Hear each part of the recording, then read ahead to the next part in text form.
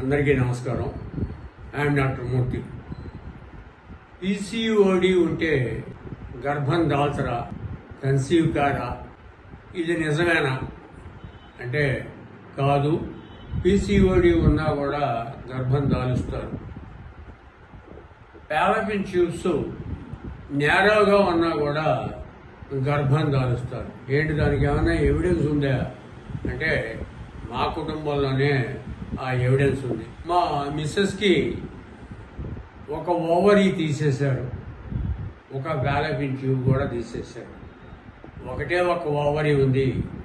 ఆ ఓవరీ కూడా cyst maximum ఉన్నది. ఒవేరియన్ సిస్ట్ ఉంది కాబట్టి ఆ ఓవరీ తీసేయాలి అని చెప్పి మా డాక్టర్లు అందరు కూడా చెప్పారు. సరే 2 రోజుల్లో తీసేయిద్దామని చెప్పి అనుకుంటున్నాం.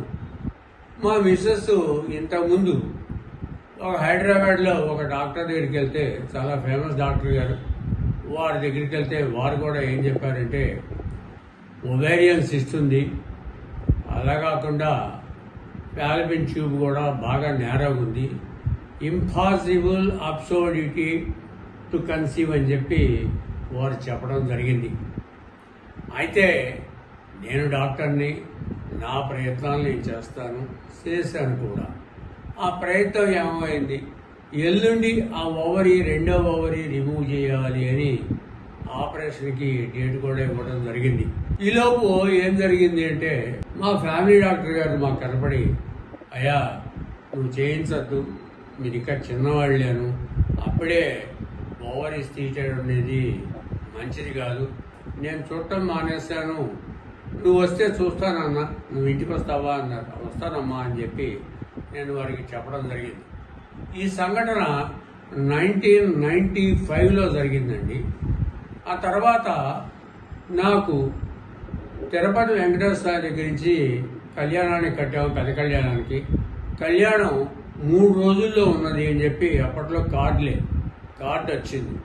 సరే కళ్యాణం అయిన తర్వాత ఆపరేషన్ చేయిద్దాం కదా అని అనుకున్నాం.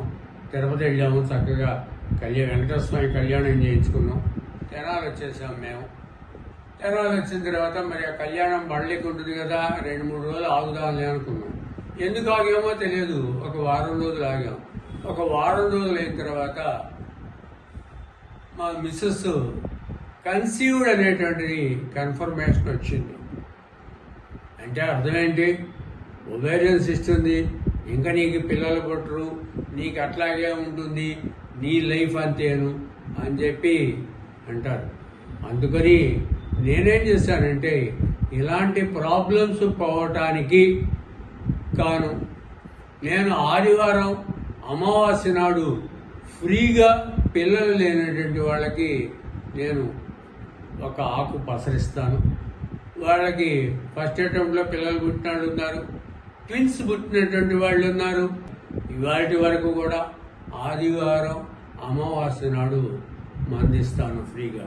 కాబట్టి సింగిల్ ఒవేరియన్ సిస్ట్తో మనిషి కన్సీవ్ అవ్వచ్చు.